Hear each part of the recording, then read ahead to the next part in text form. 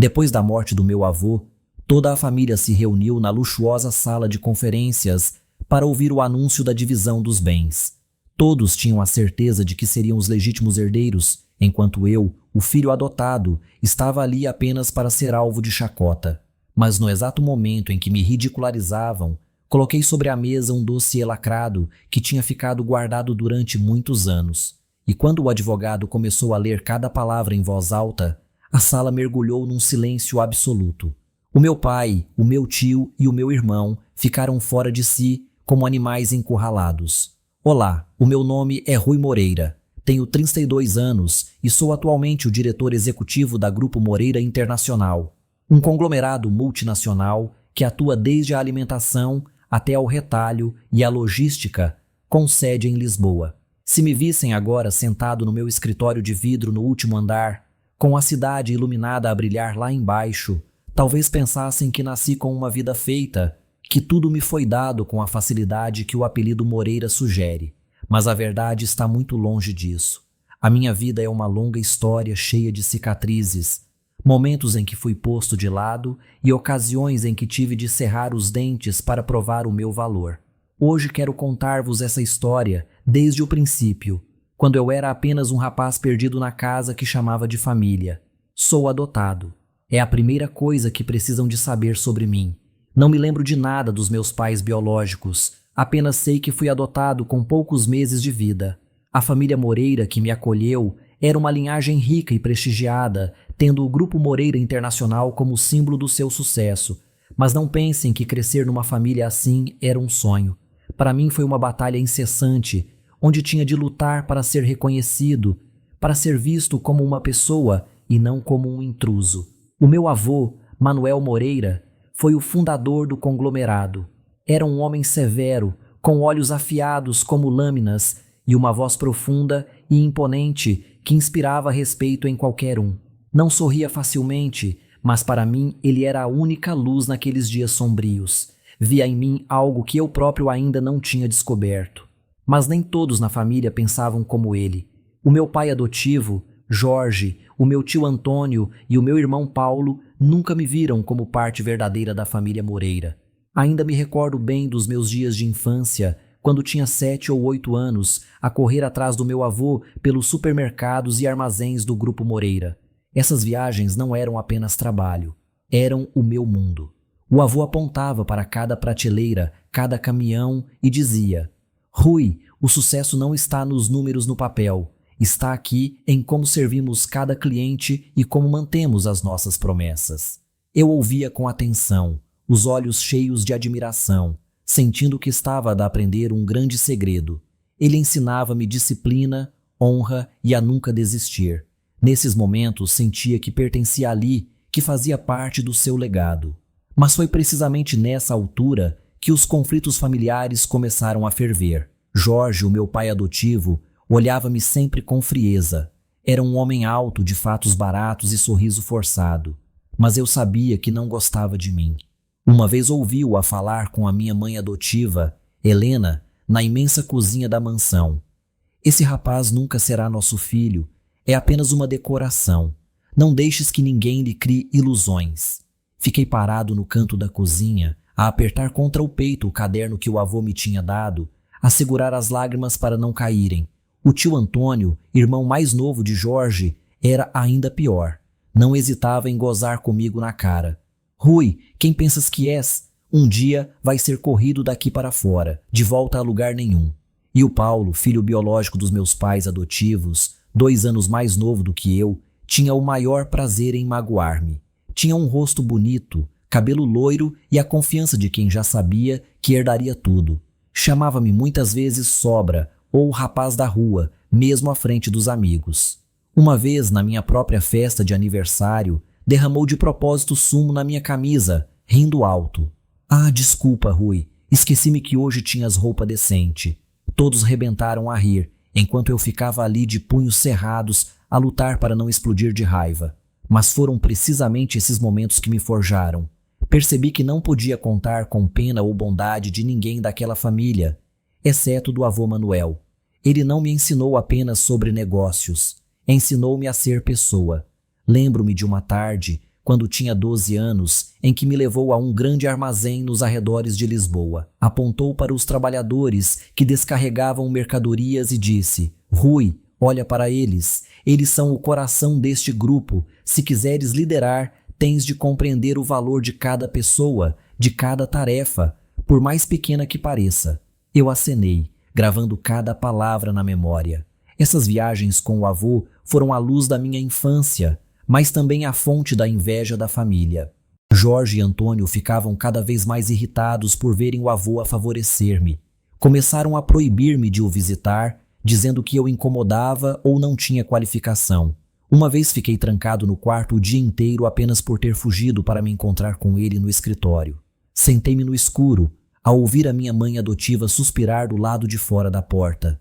Rui, tens de saber o teu lugar. Mas eu não cedi. Escrevia cartas em segredo ao avô, escondendo-as em livros que sabia que ele lia. E cada vez que recebia uma resposta com a sua caligrafia firme e afetuosa, sentia que podia superar tudo. A relação com a família adotiva tornou-se cada vez mais tensa. Jorge e Helena já nem se preocupavam em disfarçar a indiferença.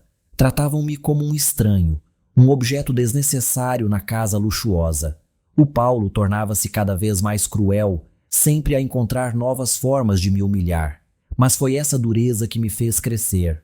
A determinação de provar que era digno da família Moreira acompanhou-me durante os anos de estudo, até sair da universidade com o diploma de gestão na mão e o coração cheio de vontade de contribuir para o Grupo Moreira Internacional, o império que o meu avô tinha construído do nada.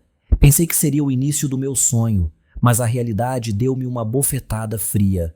Uma lição dura sobre a crueldade de quem se dizia família. Quando voltei a Lisboa, o Grupo Moreira já não era o mesmo. O meu avô, outrora a alma do conglomerado, tinha se reformado, entregando o comando ao meu pai adotivo, Jorge, na esperança de que ele mantivesse o legado. Mas Jorge não era Manuel Moreira. Dirigia a empresa com arrogância e autoritarismo, transformando os valores que o avô tanto prezava, dedicação aos clientes e respeito pelos trabalhadores, em meros números em relatórios financeiros. Entrei na sede do Grupo Moreira cheio de entusiasmo, pronto para contribuir, mas desde o primeiro dia percebi que não era bem-vindo. Jorge não fez esforço algum para esconder o incômodo com a minha presença. Rui, onde pensas que estás? Isto não é o teu recreio, disse friamente na primeira reunião a que me deixaram assistir. Sentei-me na ponta da mesa a sentir os olhares inquisidores dos diretores seniores. Jorge e o tio Antônio, diretor financeiro, rapidamente me afastaram de qualquer decisão relevante. Atribuíam-me tarefas triviais, como rever atas de reuniões ou marcar encontros, como se fosse apenas um estagiário, não o neto que o fundador tinha orientado desde criança. O Paulo, o meu irmão adotivo, era ainda pior. Com o seu sorriso presunçoso e atitude arrogante, nunca perdi a oportunidade de me ridicularizar diante dos outros. Uma vez, numa sala de reuniões cheia, enquanto eu tentava propor uma ideia para melhorar o processo de distribuição, o Paulo interrompeu-me a meio de uma frase. Rui, achas que és mais esperto do que toda a gente aqui? Um miúdo adotado a querer dar-nos lições. A sala explodiu em gargalhadas, embora eu tenha reparado que alguns desviaram o olhar, como se percebessem a injustiça. Agarrei a caneta com força, suprimindo a raiva, mas por dentro um fogo ardia. Não parei de tentar. Passei inúmeras noites a estudar relatórios, a pesquisar mercados e a desenvolver ideias que acreditava poderem fazer o Grupo Moreira crescer. Certa vez propus expandir a cadeia de supermercados para as periferias, zonas com procura crescente por produtos de qualidade que ainda não estavam exploradas. Preparei um plano detalhado, completo com dados e previsões de lucro, na esperança de que isso mudasse a forma como o Jorge e o Antônio me viam. Mas quando o apresentei na reunião do conselho, o Jorge nem se deu ao trabalho de ler o documento. Acenou com desdém. Rui, achas que uns números vão impressionar-nos? Aprende o teu lugar. O Antônio assentiu em sinal de concordância e o Paulo riu alto como se a minha proposta fosse uma piada. Fiquei ali, na sala de reuniões com painéis de madeira e janelas com vista sobre a cidade, sentindo-me sufocado. Queria gritar, dizer que passei meses a investigar, que acreditava naquele plano por causa das lições que o avô me deu. Mas sabia que fosse o que fosse que dissesse, eles não me iam ouvir. Eu não era Rui Moreira, um homem com sonhos e ambições. Era apenas o filho adotado que nunca seria digno. Os meses que se seguiram foram uma sucessão de rejeições. Fui excluído de projetos importantes, encarregado de tarefas insignificantes e alvo de troças sempre que tentava intervir. Uma vez ouvi no refeitório uma conversa entre o Jorge e o Antônio. "Esse rapaz acha que pode mudar alguma coisa?", disse o Antônio, a voz carregada de desprezo. "Deixa-o com o trabalho pesado, ele farta-se e vai embora." O Jorge riu. "Exato, nunca fará parte deste legado." Eu fiquei atrás da porta, o coração a apertar-se, mas disse a mim mesmo que não podia desistir. Não por eles, mas pelo avô, aquele que acreditara em mim. Mas a minha paciência tinha limites. Cada dia que passava tornava mais claro que ficar ali me iria manter sempre reduzido. Não podia esperar pelo reconhecimento de pessoas que nunca quiseram ver-me triunfar. Comecei a pensar em partir, mas a ideia aterrorizava-me. O Grupo Moreira era tudo aquilo com que sonhara. O legado que o meu avô construíra, o lugar onde me sentia pertencente. Partir significava abandonar tudo o que esperara. Mas ficar parecia cavar um buraco mais funda para mim próprio. Numa noite, sentado sozinho no meu pequeno apartamento, olhando pela janela o brilho da cidade de Lisboa, recordei as palavras do avô. "Se não te derem hipótese, cria a tua." Aquelas palavras foram um farol na escuridão. Percebi que não podia continuar à espera que o Jorge, o Antônio ou o Paulo mudassem. Tinha de me levantar e traçar o meu próprio caminho. Assim, com o coração cheio de determinação, embora pesado de dor, tomei a decisão mais ousada da minha vida: sair do Grupo Moreira Internacional. No dia em que anunciei a minha decisão, o Jorge e o Antônio não ficaram surpreendidos. Olharam-me como se já a esperassem. "Achaste mesmo que consegue sobreviver aí fora, Rui?", disse o Jorge, a voz gotejar sarcasmo. "Sem o Grupo Moreira não és nada." O Antônio riu. "Passar fome na rua é o preço da arrogância, miúdo." O Paulo, como sempre, não perdeu a ocasião para gozar. "Boa sorte, mano. Espero que encontres uma esquina jeitosa para pedir." As palavras feriram, mas não me demoveram. Estava demasiado habituado à crueldade deles. Fiz a mala com umas poucas coisas essenciais, saí do escritório com apenas uma pequena pasta e o coração cheio de resolução. Antes de partir, recebi uma chamada inesperada. Era o avô. Tinha ouvido a notícia por um velho amigo da empresa. A voz dele, embora mais fraca, continuava firme e serena. "Rui, és um homem forte. Sei que vais fazer grandes coisas. Lembra-te do que te disse. Um verdadeiro líder nunca tem medo de começar do nada." Aquelas palavras foram a centelha final de que precisava.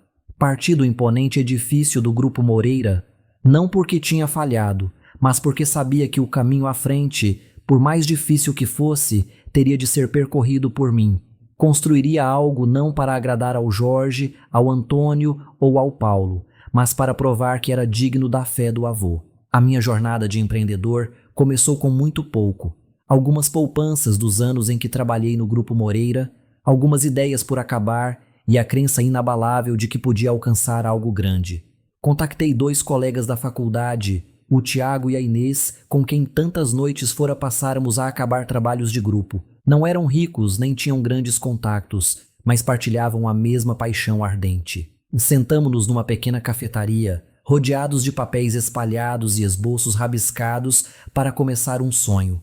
Uma startup de distribuição alimentar que aproveitasse tecnologia de ponta para optimizar cadeias de abastecimento. Chamamos-lhe Caminho Fresco. Um nome simples, mas que trazia a esperança de um percurso novo, limpo, livre das manobras da família Moreira. Os primeiros dias foram um pesadelo. Alugamos um escritório minúsculo na periferia de Lisboa, onde o cheiro a tinta velha e o ruído da máquina de ar-condicionado me davam dores de cabeça todas as noites. Com capital limitado, praticamente sem clientes e gigantes concorrentes à espreita, lembro-me de acordar no meu posto de trabalho com um café frio ao lado e o medo a instalar-se. Teria cometido um erro ao deixar o Grupo Moreira? mas cada vez que a dúvida surgia, pensava no avô e nas idas ao campo, quando apontava para as prateleiras e dizia: Rui, faz melhor, não só por ti, mas por quem acredita em ti. Mergulhei de novo no trabalho, dia e noite, sem parar.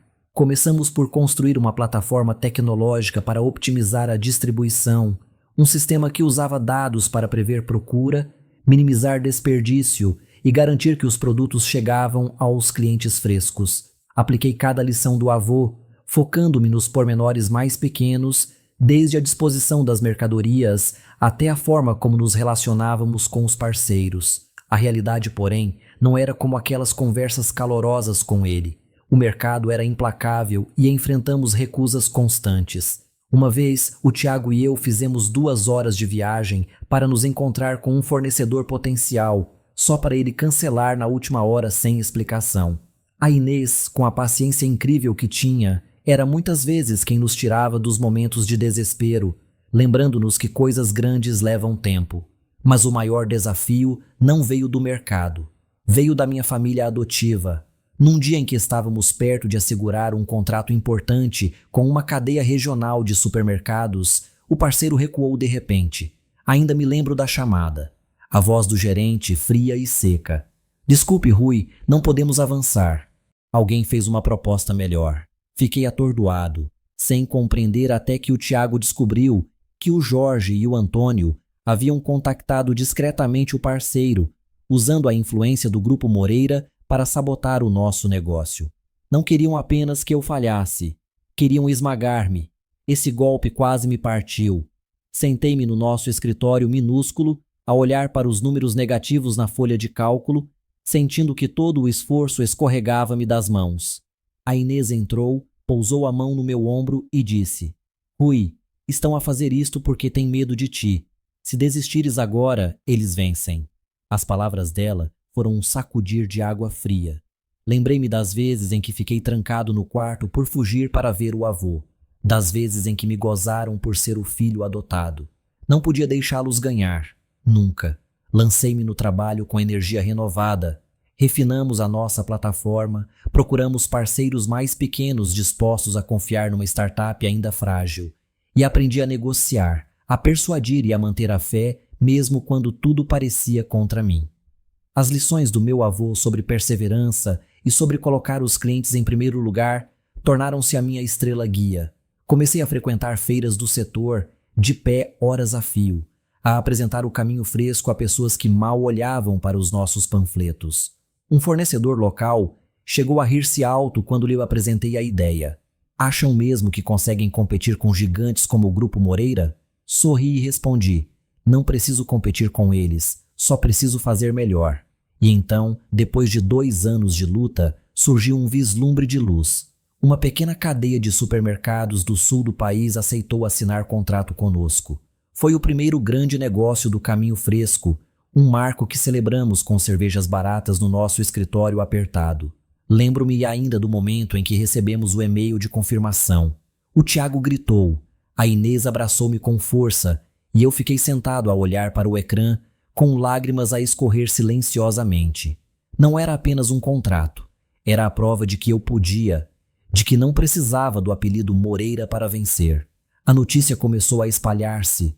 Um pequeno artigo num jornal local chamou-me o herdeiro renegado que constrói o seu próprio império.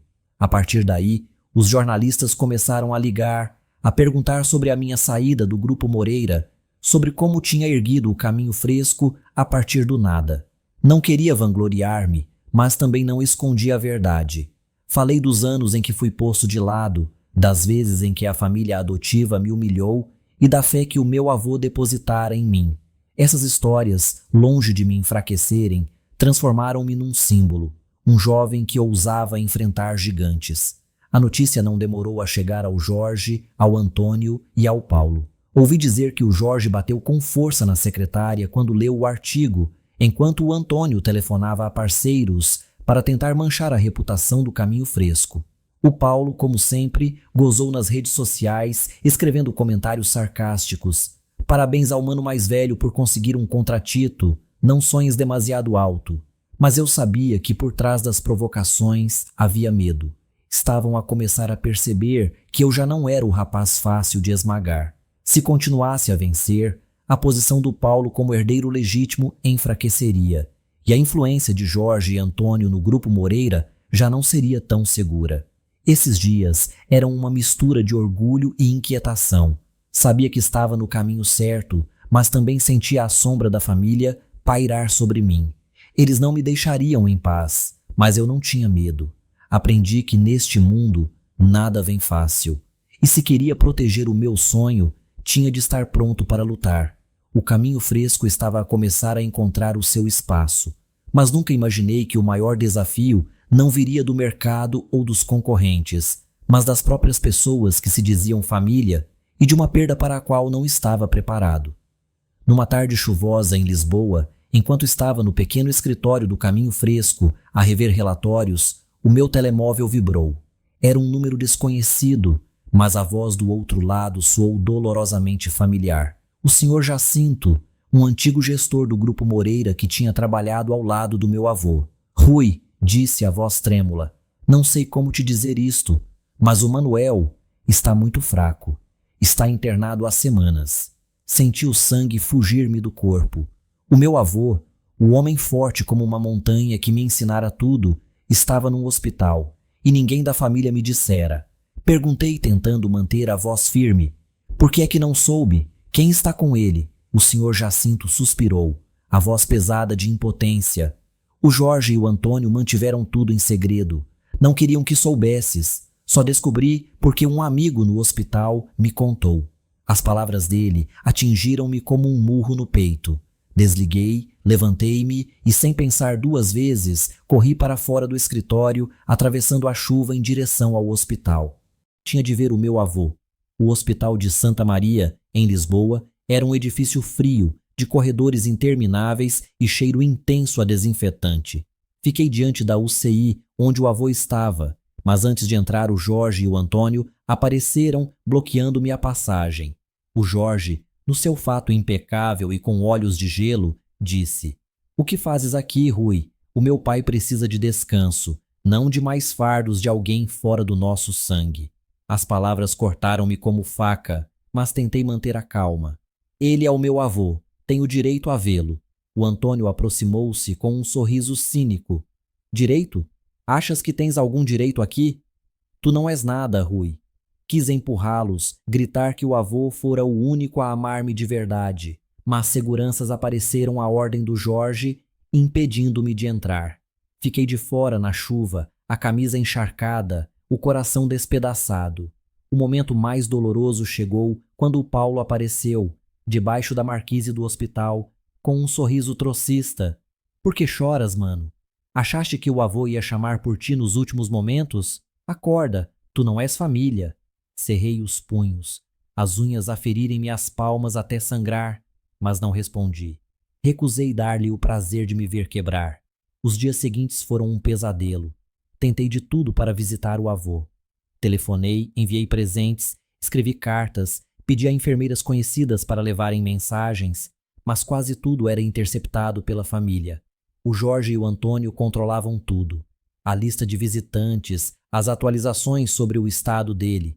Sentia-me impotente, como se perdesse o avô uma segunda vez, não para a doença, mas para a crueldade dos que o rodeavam. Todas as noites no meu pequeno apartamento, olhava a cidade e perguntava-me se o avô sabia que eu tentava chegar até ele, que nunca tinha desistido. Mas então surgiu uma centelha de esperança.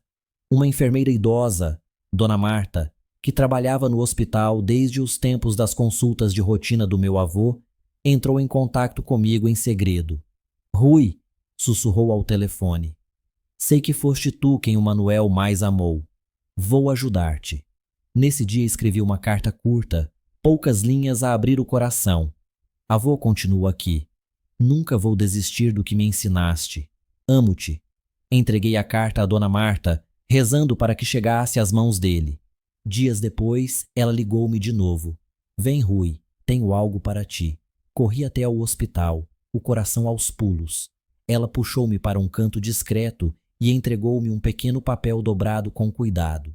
A caligrafia era trêmula, fraca, mas reconhecia de imediato. Era dele.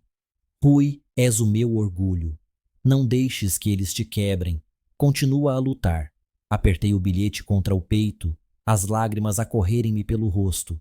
Foi a primeira vez em semanas que senti o avô ainda ali, ainda a acreditar em mim, mesmo cercado pelas paredes do hospital e pela crueldade da família. Esse bilhete tornou-se a minha única fonte de força. Guardei-o na carteira como um talismã, um lembrete de que não podia desistir. Mas a dor não desaparecia. Cada vez que pensava no avô sozinho, naquela cama, sem eu poder estar ao lado dele, era como se um abismo se abrisse dentro de mim. Continuei a trabalhar no caminho fresco, mas a minha mente estava sempre no hospital, com o homem que me dera um motivo para lutar. Enquanto isso, o Jorge, o Antônio e o Paulo agiam como se eu não existisse. Davam conferências de imprensa, apareciam na televisão a falar do legado da família Moreira, mas nunca me mencionavam. O Paulo chegou a publicar nas redes sociais uma foto dele ao lado do avô na cama com a legenda: "Com o avô nos últimos dias, a família é tudo." Lia numa noite tardia e a raiva tomou-me como fogo. Mas sabia que deixar essa raiva dominar-me seria derrota. Tinha de ser forte, não apenas por mim, mas pelo meu avô. Continuei a tentar, enviando mensagens através da Dona Marta, na esperança de que chegassem até ele, mas sabia que o tempo se esgotava. A cada dia que passava, sentia a fragilidade de tudo. Temia nunca conseguir despedir-me, nunca poder agradecer ao meu avô por tudo o que fizera por mim, e temia que nos seus últimos momentos pudesse pensar que eu o tinha abandonado. Mas nunca esperei o que aconteceu. Mesmo nos seus dias mais frágeis, o meu avô estava a preparar algo. Uma última carta, um último presente para mim. Aquele bilhete trêmulo não era apenas incentivo, era uma promessa de que nunca me deixaria lutar sozinho. Então um dia a tempestade caiu. Estava no escritório do Caminho Fresco, enterrado em papéis e chamadas urgentes, quando o telemóvel vibrou. Um número desconhecido apareceu no ecrã. Atendi pensando que poderia ser um fornecedor ou um parceiro de negócios, mas a voz do outro lado gelou-me o sangue. Era o Dr. Henrique, advogado pessoal do meu avô, a quem eu só tinha visto em algumas ocasiões importantes. A sua voz era baixa, deliberada, carregada de um peso arrepiante. "Rui, precisamos de nos encontrar agora. É sobre o Manuel." Agarrei o telefone com força, a voz a tremer. "O que se passa com o avô? Ele está bem?" A resposta foi pesada. "Vem ao meu escritório. Explico-te lá." Um arrepio percorreu-me o corpo, como gelo nas veias. Sabia, embora não quisesse admitir, que o pior acontecera. Saí disparado do escritório, sem levar o casaco nem dizer nada ao Tiago ou à Inês. Conduzi pelas ruas de Lisboa com a mente em turbilhão, o coração a bater como se fosse rebentar. A chuva leve que caía lá fora refletia a inquietação dentro de mim, cada gota a bater no vidro como marteladas no meu peito. O meu avô, o homem forte como uma montanha, que me ensinara a erguer-me contra o mundo, não podia deixar-me. Não podia. Disse a mim mesmo que talvez estivesse apenas mais frágil, que ainda teria tempo para estar ao seu lado, segurar-lhe a mão e dizer-lhe que nunca esquecera as suas lições. Mas no fundo, uma voz fria murmurava que já era tarde demais. Quando empurrei a porta do escritório do Dr. Henrique, uma sala pequena mas elegante no centro de Lisboa, o olhar dele fez-me vacilar. Estava sentado atrás da secretária, o cabelo grisalho desalinhado sobre a testa, os olhos tristes mas firmes. Antes de eu me sentar, disse, com a voz a cortar como uma lâmina: "Rui, o Manuel faleceu esta manhã." O mundo desabou. O chão pareceu dissolver-se sob os meus pés e senti-me a cair num vazio sem fim. Quis gritar, negar, dizer que estava enganado, que o meu avô não podia deixar-me assim. Mas fiquei ali, as pernas a tremer, até cair numa cadeira, as mãos a cobrirem o rosto, a tentar conter a onda de dor que me rasgava o peito. O meu avô, o meu único porto seguro, quem me via quando o mundo me virava as costas, quem acreditava em mim quando eu próprio duvidava, tinha partido. Senti como se uma parte de mim tivesse morrido com ele, como se a chama que ele acendera em mim estivesse prestes a apagar-se. As memórias regressaram afiadas como facas. As nossas visitas aos armazéns, a sua voz firme a ensinar-me sobre honra, o olhar orgulhoso quando eu apresentava as minhas ideias atrapalhadas aos 12 anos. Eu prometera que o faria sentir orgulho, mas agora já não tinha como lhe dizer obrigado, como lhe dizer que o amava. Levantei o olhar, a voz quebrada. Por quê? Por que é que ninguém me disse? O Dr. Henrique suspirou, os olhos cheios de simpatia, mas também de impotência. O Jorge e o Antônio esconderam tudo. Não queriam que soubesses. Só descobri porque um amigo no hospital me informou. As palavras atingiram-me como um raio, transformando o luto em fúria. O Jorge, o Antônio e o Paulo não só me tinham roubado a oportunidade de estar com o meu avô nos últimos dias, como me tiraram o direito de saber que ele se fora. Bati com o punho na secretária, a voz a tremer de raiva. Eles não tinham esse direito. O avô foi o único que me amou de verdade e eles atrevem-se a afastar-me dele. O Dr. Henrique permaneceu sereno, deslizando um copo de água na minha direção e esperando que me acalmasse. Ele partiu em paz, disse, mas percebi que era apenas uma frase de conforto. E deixou algo para ti, Rui. Algo muito importante. Levantei os olhos, turvos de lágrimas. Ele puxou da gaveta um envelope espesso e uma carta escrita à mão. Este é o testamento do Manuel, explicou. E esta é uma carta que ele escreveu especificamente para ti. As minhas mãos tremiam ao pegar nos documentos como se estivesse a tocar no próprio avô. Ao abrir o testamento, o que li deixou-me em choque. Escrito anos antes, quando ainda estava lúcido, o meu avô deixara-me a totalidade das suas ações de controle no Grupo Moreira Internacional, juntamente com as propriedades e os bens pessoais mais valiosos. Estava escrito de forma clara, em linguagem jurídica firme. Eu era o único em quem confiava para levar o legado adiante.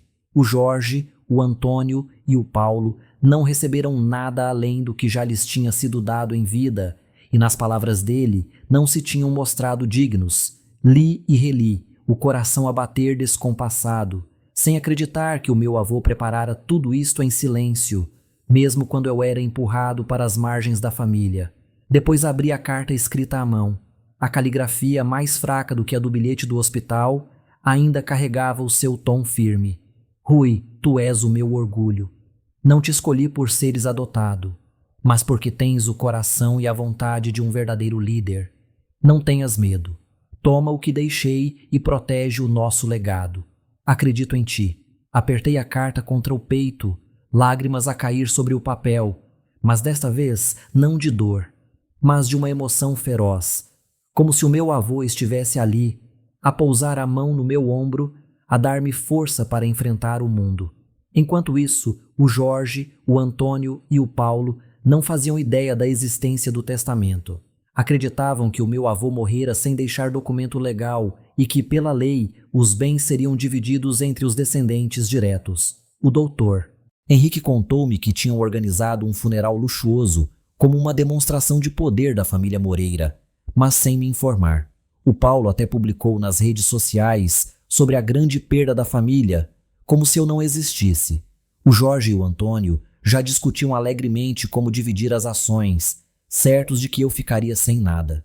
Não sabiam que o meu avô tinha jogado a sua última carta, uma que iria virar tudo ao contrário. Saí do escritório do Dr. Henrique a segurar o testamento e a carta, sentindo que transportava uma bomba prestes a explodir. Sabia que o momento da leitura pública do testamento seria uma batalha. O Jorge, o Antônio e o Paulo não aceitariam facilmente. Iriam gritar, processar, fazer de tudo para recuperar o que julgavam ser deles. Mas eu não tinha medo. Estava pronto. Entraria na sala da leitura do testamento diante de toda a família e colocaria a carta do meu avô sobre a mesa. Imaginava a cara do Jorge ao perceber que me subestimara. Via já os olhos apavorados do Paulo ao compreender que o filho adotado os tinha ultrapassado. Mas, acima de tudo, imaginava o meu avô, em algum lugar, a sorrir. Não pude ir ao funeral dele. Não pude dizer adeus. Mas eu sabia que ele não precisava desses rituais. O meu avô tinha me dado um presente muito maior. A oportunidade de provar que era digno, não apenas do apelido Moreira, mas de tudo em que ele acreditava. E quando chegasse o dia da leitura do testamento, eu não entraria naquela sala como um intruso, mas como o verdadeiro herdeiro, o escolhido por Manuel Moreira. Naquela manhã, o céu de Lisboa estava coberto de nuvens cinzentas, como se a cidade inteira aguardasse um momento decisivo.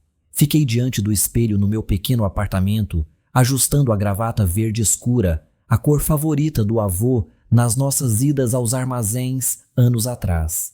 Não escolhi um fato chamativo como os que o Jorge ou o Paulo usavam para ostentar status. O meu traje era simples, mas para mim carregava o peso da sinceridade, das lições que o avô me deixara. No bolso do casaco, guardava a carta dele, a caligrafia trêmula a lembrar-me de que ainda estava comigo, pelo menos no meu coração. O escritório da Sociedade de Advogados ficava no andar alto de um edifício de vidro com painéis de madeira escura e grandes janelas com vista sobre Lisboa.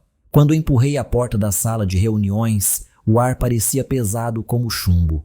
O Jorge estava sentado à cabeceira, o fato cinzento caro a assentar-lhe perfeitamente, os olhos cheios de arrogância, como se já tivesse tudo garantido. Ao lado, o Antônio folheava documentos com um sorriso presunçoso. O Paulo, como sempre, recostado na cadeira, o telemóvel na mão, a fingir indiferença, como se a leitura do testamento fosse apenas uma formalidade para lhe entregar o que julgava ser dele por direito. Outros parentes, tios, tias, primos, estavam espalhados pela sala a cochichar, os olhos brilhando de antecipação. Todos acreditavam que a herança seria dividida igualmente pela lei, e eu, o filho adotado, sairia de mãos a abanar. Quando entrei, a sala ficou em silêncio por um instante. Então o Jorge falou, a voz fria como gelo.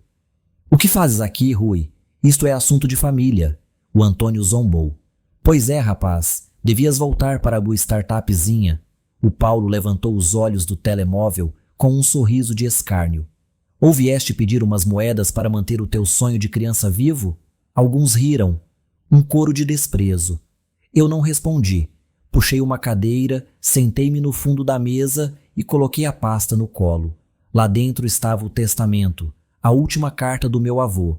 Sabia que quando fosse revelado, todos os sorrisos se apagariam. O advogado principal, o Dr. Grayson, um homem idoso de cabelo prateado e óculos de aro dourado, entrou na sala. Trazia uma pasta grossa, a expressão calma, mas carregada de tensão. "Bom dia a todos", começou a voz profunda e clara. "Reunimos-nos hoje para proceder à leitura do testamento do Sr. Manuel Moreira, fundador do Grupo Moreira Internacional. Iniciou com as formalidades, pequenos legados a funcionários de longa data, a criação de um fundo de caridade em nome do meu avô, alguns presentes a amigos próximos. A sala ouvia, mas a impaciência era palpável. Todos esperavam pelo essencial, as ações de controlo, os imóveis e os bens mais valiosos. O Jorge e o Antônio trocaram olhares como se já tivessem feito as contas. O Paulo bocejou, mas eu sabia que era encenação. Sentei-me imóvel, as mãos sobre a pasta, o coração a bater descompassado. Então chegou o momento. O Dr. Grayson fez uma pausa, ajustou os óculos e disse: "Antes de prosseguir, devo informar que não foi entregue nenhum testamento oficial a este escritório. Pela lei, o patrimônio do Sr. Manuel seria dividido igualmente entre os descendentes diretos." O Jorge abriu um sorriso triunfante. O Antônio assentiu com satisfação. O Paulo riu, lançando-me um olhar de vitória. Mas eu sabia que era hora de jogar a minha carta. Levantei-me devagar, a voz calma mas firme. "Dr. Grayson, acho que precisa de ver isto antes de concluir." Todos os olhares se voltaram para mim. O Jorge franziu o sobrolho. O Antônio sorriu com desdém. O Paulo lançou-me um olhar de ódio. Abri a pasta e retirei o testamento que o Dr. Henrique me entregara. Um conjunto de papéis selados e devidamente reconhecidos. Coloquei-o sobre a mesa. O som do papel a bater na madeira ecoou como um martelo a cair. "Este é o testamento do meu avô", disse olhando diretamente para o Jorge. "Foi redigido quando estava em plena posse das suas faculdades mentais e é totalmente válido." A sala explodiu. O Jorge bateu na mesa e levantou-se de um salto. "Isto é um absurdo!" O Antônio gritou. "Não há hipótese. O pai nunca faria uma loucura dessas." O Paulo avançou para arrancar o testamento das mãos do advogado, Mas o Dr. Grayson ergueu a mão, a voz firme. Calma todos, preciso de analisar este documento. Colocou os óculos e leu linha por linha. A tensão tornava o ar quase irrespirável. Depois de alguns minutos, ergueu o olhar e acenou. Este testamento é legalmente válido, contém a assinatura do Sr. Manuel Moreira, devidamente reconhecida, e testemunhas. A sua legitimidade é inquestionável. E começou a ler em voz alta, como um veredito. A totalidade das ações de controlo do Grupo Moreira Internacional, assim como os imóveis mais valiosos e os bens pessoais, são legados a Rui Moreira. O Jorge Moreira, o Antônio Moreira e o Paulo Moreira não receberão quaisquer bens adicionais, uma vez que já lhes foram atribuídos anteriormente e, nas palavras do testador, não demonstraram ser dignos. Caso desejem ser considerados para futuras partilhas, terão de provar a sua competência e valor, ficando Rui Moreira com total autoridade para avaliar e decidir. A sala mergulhou num silêncio mortal. Então, como um vulcão, o Jorge rugiu. É impossível, esse rapaz nem sequer é sangue do pai. O Antônio apontou-me o dedo, o rosto vermelho. Isto é falsificado, Rui. Não vai safar-te desta. O Paulo praguejou, atirando o telemóvel à mesa. És um impostor, não mereces nada disto. Os outros parentes olhavam boquiabertos, murmurando entre si, os olhos a oscilar entre choque e descrença. Mas eu permaneci de pé, em silêncio, o olhar sereno como um lago calmo. Não precisava de discutir. A verdade tinha sido dita e ecoava mais alto do que qualquer protesto. O Dr. Grayson prosseguiu. Adicionalmente, existe uma carta pessoal do Sr. Manuel dirigida a Rui. Entregou-me um envelope pequeno. Abri-o diante de todos. As palavras do meu avô, embora breves, atravessaram-me como uma onda de força. Rui, tu és o meu verdadeiro legado. Lidera o Grupo Moreira como te ensinei, com honra e coração. Dobrei a carta, sentindo como se o avô estivesse ali a assistir a tudo. O Jorge, o Antônio e o Paulo continuavam a gritar, a ameaçar tribunais e impugnações. Mas o Dr. Grayson abanava a cabeça. Estava tudo claro. Aquele testamento era legalmente vinculativo. Eles lançaram-me olhares de ódio, mas eu não tinha medo. Sabia que aquele momento não era apenas a minha vitória, era a do meu avô, o homem que me viu quando ninguém mais quis ver. Ao sair da sala, senti os olhos deles a perfurarem-me as costas, mas não olhei para trás. Lá fora, os flashes das câmaras da imprensa iluminavam o ar. A notícia espalhar-se-ia por Lisboa em poucas horas, mas a atenção pública não era o mais importante. O que me importava era a certeza de que não desiludira o meu avô. Eu tinha cumprido a minha promessa e agora levaria o legado dele adiante, não apenas para o proteger, mas para o fazer brilhar mais do que nunca. As manchetes multiplicaram-se rapidamente. Rui Moreira, filho adotado renegado, torna-se herdeiro do Grupo Moreira Internacional. Os artigos contavam a minha história. O rapaz desprezado pela família que agora detinha as ações de controlo de um dos maiores conglomerados de Portugal.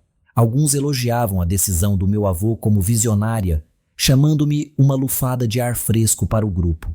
Outros eram céticos, questionando se um jovem com experiência apenas numa pequena startup teria condições para liderar tal império. Eu não me importava com os murmúrios. Sabia que provar o meu valor exigia ações, não palavras. Mas o foco não ficou apenas em mim.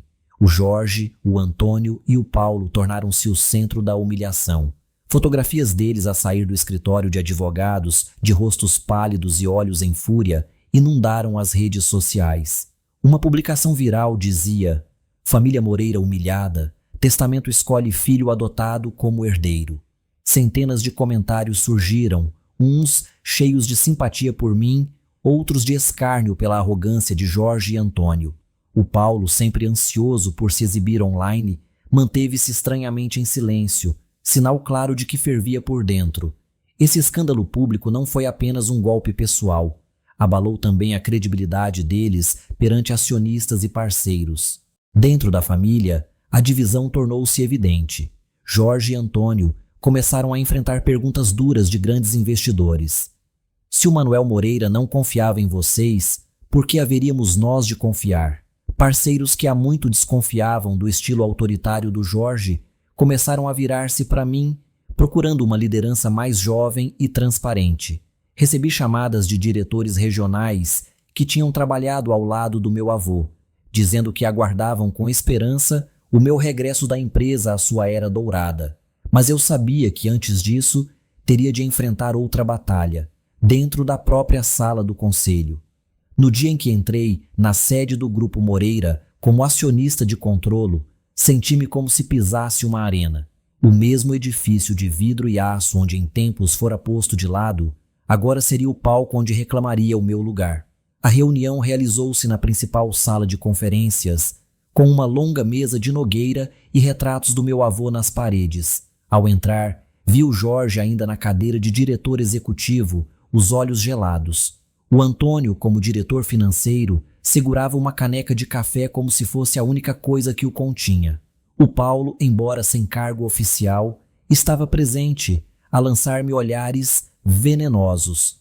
Os outros membros, acionistas de longa data e executivos, observavam-me com uma mistura de curiosidade e cepticismo. Sentei-me e coloquei à frente uma pasta grossa de relatórios que preparara em noites sem dormir, baseados na minha experiência no Caminho Fresco e nas lições do avô. O Jorge abriu a reunião, a voz baixa, mas desafiante. Rui, podes até ser o acionista de controlo, mas não tens experiência. Não percebes o funcionamento interno do Grupo Moreira? Achas que podes simplesmente sentar-te aqui e dar ordens? O Antônio apressou-se a apoiar. Exato. Nós gerimos esta empresa durante décadas. Tu não passas de um miúdo com contratos pequenos. O Paulo não se conteve e saltou da cadeira. Estás a tentar destruir esta família? Rui, tu não pertences aqui. Fiquei em silêncio, deixei-os descarregar. Depois levantei-me, a voz calma mas cortante. Senhoras e senhores, não estou aqui para discutir onde pertenço. Estou aqui porque o Manuel Moreira confiou em mim e tenho a responsabilidade de proteger o seu legado. Abri a pasta e apresentei provas de má gestão financeira sob a liderança do Jorge, despesas obscuras, contratos duvidosos com fornecedores privilegiados, a queda de cota de mercado nos últimos 3 anos, escândalos de gestão encobertos e oportunidades de expansão ignoradas. Propostas que eu próprio já tinha apresentado em tempos. A sala ficou em silêncio. Alguns membros fiéis ao Jorge desviaram o olhar, mas percebi que estavam a vacilar. Continuei. Proponho que este conselho vote para destituir o Jorge Moreira do cargo de diretor executivo e o Antônio Moreira do cargo de diretor financeiro. Nomeio-me a mim próprio para liderar o grupo de acordo com a visão do Manuel. O Jorge soltou uma gargalhada forçada. És delirante, Rui. Achas mesmo que o conselho vai escolher um miúdo inexperiente? Não respondi. Limitei-me a olhar nos olhos de cada membro, deixando que percebessem que não estava ali para um jogo de poder, mas para salvar o legado. A votação decorreu num ambiente sufocante. O Jorge e o Antônio manobravam freneticamente, faziam chamadas, enviavam mensagens, tentando segurar aliados. O Paulo disparava insultos pessoais, chamando-me traidor. Mas o peso da minha posição de acionista maioritário, aliado ao apoio silencioso de outros acionistas cansados do autoritarismo, inclinou a balança. Quando os resultados foram anunciados, o coração quase parou. A maioria votara a meu favor. O Jorge e o Antônio foram oficialmente afastados dos cargos executivos. O Paulo, sem voz no conselho, permaneceu sentado, o rosto pálido, os olhos em chamas. Ao terminar a reunião, saí da sala e mais uma vez flashes das câmaras iluminaram-me. Não sorri, não festejei. Senti apenas um alívio profundo, como se o meu avô estivesse, algures, a acenar em aprovação. O Jorge, o Antônio e o Paulo ficaram na sala, imóveis como estátuas, os olhos cheios de humilhação e rancor. Eu sabia que não iriam desistir, ir-se-iam vingar, tramar, procurar recuperar o que tinham perdido. Mas eu não tinha medo. Sobrevivi a anos de desprezo e exclusão. E agora estava ali, não apenas como herdeiro, mas como líder, exatamente como o meu avô tinha sonhado. Saí do edifício, o sol de Lisboa a aquecer-me o rosto, e senti acender-se dentro de mim um novo fogo. o da responsabilidade e da ambição de devolver ao Grupo Moreira a sua era dourada. Os primeiros dias como diretor executivo não foram nada do que imaginara. Não estava sentado num gabinete luxuoso a dar ordens e a assinar documentos. Mergulhei de cabeça no caos deixado pelo Jorge e pelo Antônio. Relatórios financeiros cheios de buracos, contratos obscuros com fornecedores, a moral dos trabalhadores no ponto mais baixo da história da empresa. Lembro-me da minha primeira manhã no gabinete do diretor executivo. Olhei pela janela a cidade que se estendia diante de mim, a perguntar-me se teria força para reerguer este império. Mas então abri a gaveta da secretária, a mesma que fora do meu avô, e encontrei um velho caderno.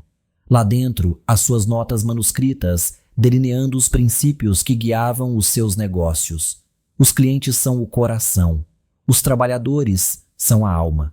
A honra é o alicerce. Sorri, como se o meu avô me lembrasse por onde começar.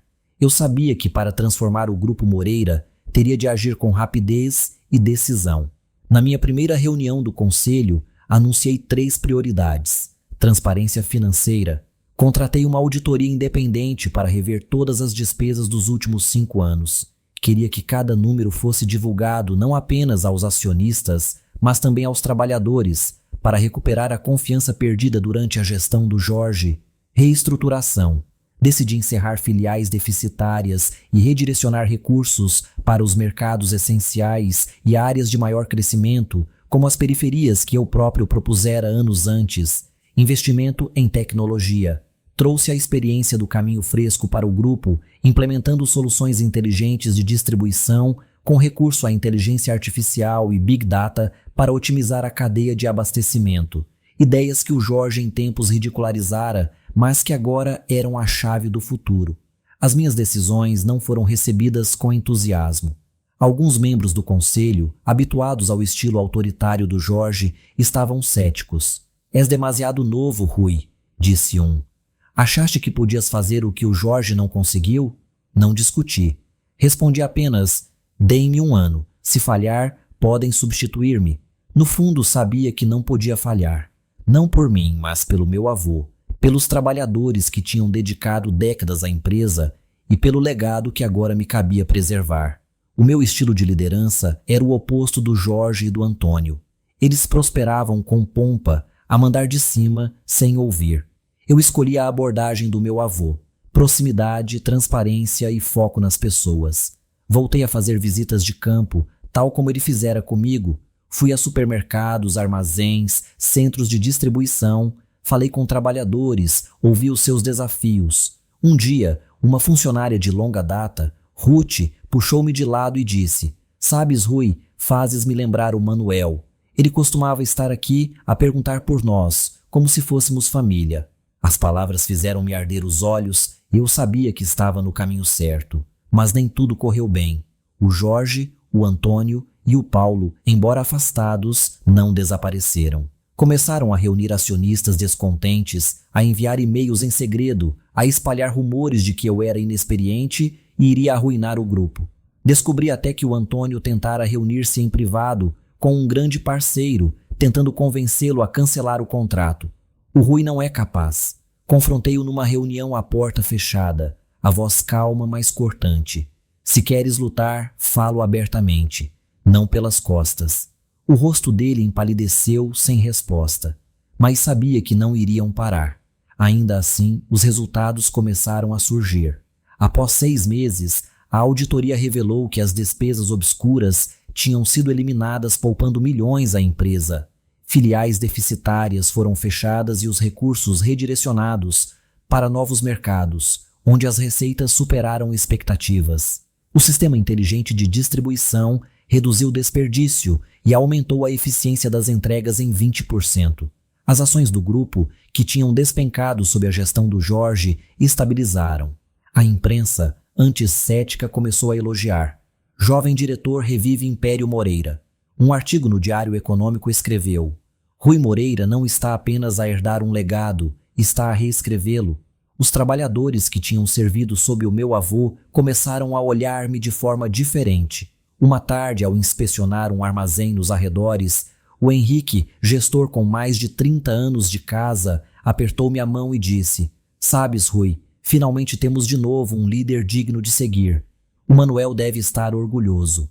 Sorri, mas por dentro uma onda de emoção ergueu-se. Nessa mesma semana, ao entardecer, chamei o Tiago e a Inês ao meu gabinete. Eles entraram com a mesma paixão genuína dos dias, sem dormir no pequeno escritório do Caminho Fresco. Olhei para eles, os que nunca me tinham abandonado nos meus dias mais sombrios, e disse: Tiago, Inês, quero que dirijam o Caminho Fresco, não apenas como subsidiária, mas como parte essencial do Grupo Moreira. A tecnologia e o espírito do Caminho Fresco serão o coração da nossa inovação. Os olhos da Inês brilharam e o Tiago abanou a cabeça, a rir. Rui, não precisas de fazer isto, só queremos apoiar-te. Mas segurei-lhes as mãos, a voz firme. Não é uma questão de pagar favores, é porque vocês merecem e porque acredito que o legado do meu avô só brilhará se o protegermos juntos. Decidi integrar o Caminho Fresco no Grupo Moreira. Não deixá-lo desaparecer, mas usá-lo como chama nova para iluminar o futuro.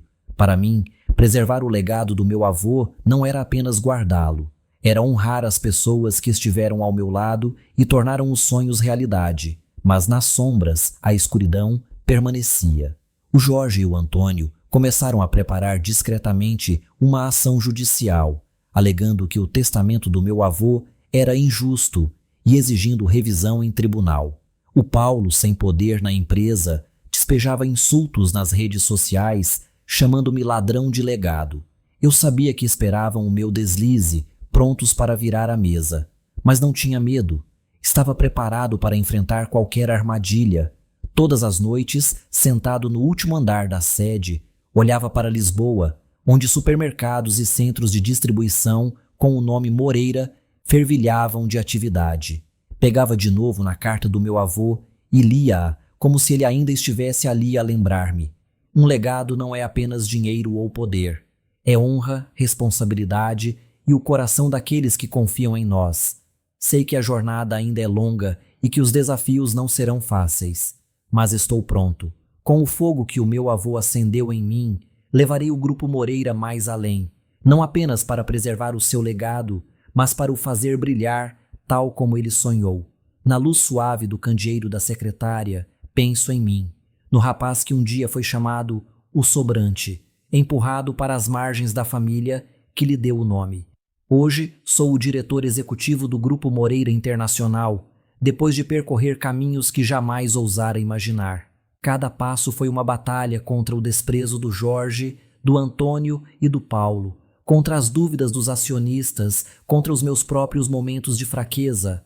Mas cada vez que quis desistir, lembrei-me do meu avô, o homem de olhos afiados e voz firme que me viu quando ninguém mais o fez. A minha jornada não é apenas sobre recuperar uma herança ou derrotar os que me subestimaram. É sobre descobrir o meu próprio valor, sobre aprender a permanecer firme em meio às tempestades. Quando deixei o Grupo Moreira para fundar o Caminho Fresco, pensei que estava a abandonar o legado do meu avô. Mas agora percebo que essa decisão me trouxe de volta a ele, de uma forma que nunca esperei. Os anos de luta na startup, as noites sem dormir, as traições da minha família adotiva, tudo isso forjou a pessoa em que ele sempre acreditou que eu podia tornar-me. Agora, aos 32 anos, já não sou o rapaz trêmulo à porta do escritório do avô, com um plano rabiscado na mão. Sou Rui Moreira, diretor executivo do Grupo Moreira Internacional, o homem que conduziu a empresa numa crise, que restaurou a confiança dos acionistas e trabalhadores e que lançou as bases de um futuro novo. Mas não estou complacente. Sei que cada sucesso de hoje repousa nas lições do meu avô. Disciplina, honra e colocar as pessoas em primeiro lugar. Cada decisão que tomo carrega a sua marca, como se ainda me guiasse de longe. O Jorge, o Antônio e o Paulo não desistiram.